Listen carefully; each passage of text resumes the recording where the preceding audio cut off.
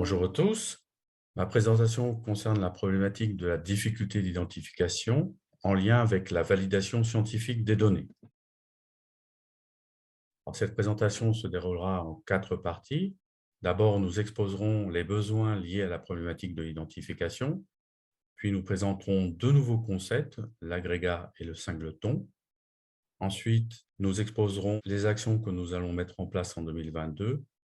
Et nous terminerons sur une proposition d'une évolution possible du standard d'échange de données du SINP. Alors, notre réflexion est basée sur des besoins, notamment des besoins des producteurs. Dans les bases de données des producteurs actuellement, ceux-ci gèrent des complexes d'espèces liés à la problématique de l'identification, mais les données associées à ces complexes d'espèces ne sont actuellement pas interopérables dans le cadre du SINP. Concernant l'INPN, actuellement, nous avons près de 100 millions de données et il y a un besoin d'augmenter le volume de données validées automatiquement de manière fiable. Alors, nous proposons ici une piste en lien avec la problématique de l'identification. Si on prend l'exemple de la pie bavarde Pika Pika, il n'y a pas de difficulté d'identification et cette espèce est potentiellement candidate pour une validation automatique des données avec un niveau de validation SINP certain très probable.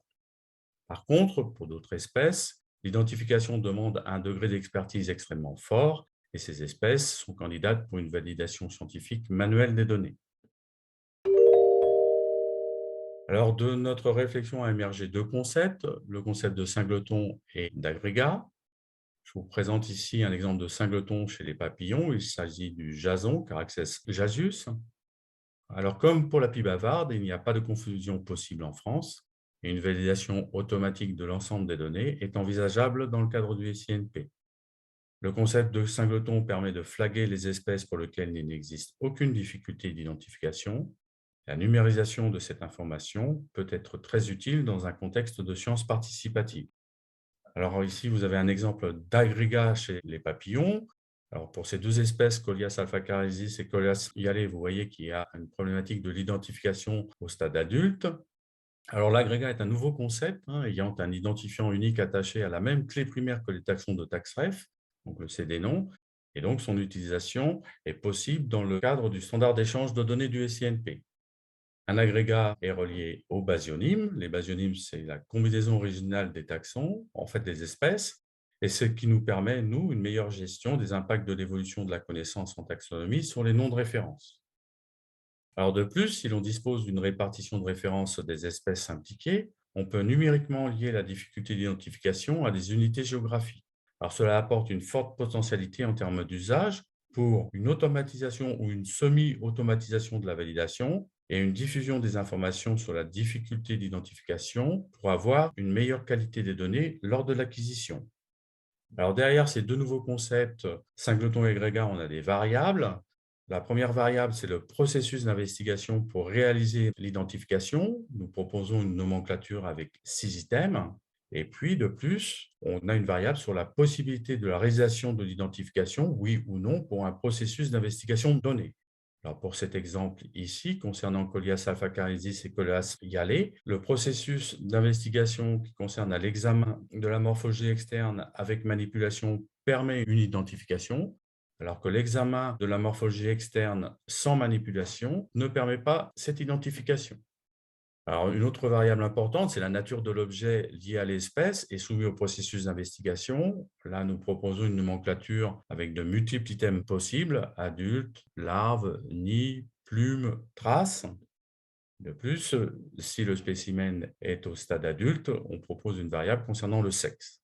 Alors, d'autres variables sont envisagées, comme la méthode d'observation ou le protocole lié à l'observation. Je présente ici un autre exemple d'agrégat pour lequel l'identification des espèces associées ne peut se faire que par un processus d'investigation intégrant un séquençage génétique. Alors, concernant les actions que l'on va mettre en place en 2022, il va y avoir une première phase, on va finaliser les tests au niveau de l'outil applicatif dédié que nous avons construit. Puis, nous finalisons aussi la documentation associée, notamment la documentation qui concerne la gouvernance du projet. En deuxième phase, nous allons faire une mise en production avec notre réseau de partenaires d'expertise. La troisième phase concerne la rédaction d'un cahier des charges pour modifier les processus d'intégration des données au niveau de l'INPN afin que ceux-ci prennent en compte les agrégats. Et puis, à la fin de l'année, nous diffuserons les premiers agrégats en concomitance avec la V16 de TaxRef. Et nous diffuserons le premier jeu de données sur la difficulté d'identification au niveau du web service TaxRef. Alors, cette démarche a un lien fort avec le standard d'échange de données du SINP. Je vous donne un exemple ici qui concerne les deux espèces de papillons, Colias afacarensis et Colias yale. Donc, il y a une difficulté d'identification lorsqu'on est au stade adulte. Par contre, au stade chenille, il n'y a aucune difficulté d'identification. Ça, c'est important parce que ça veut dire que la validation scientifique du SINP a besoin d'informations précises sur le spécimen observé au niveau du standard d'échange, notamment le stade biologique. Et afin de faciliter la validation automatique ou semi-automatique des données, il serait peut-être utile que la variable processus d'investigation intègre le standard d'échange. Ceci doit se faire dans le cadre d'une discussion commune sur l'évolution du standard. Alors, si vous avez des questions ou des commentaires sur cette présentation, voici les contacts des 3 personnes de Patronat que vous pouvez contacter. Je vous remercie de votre attention.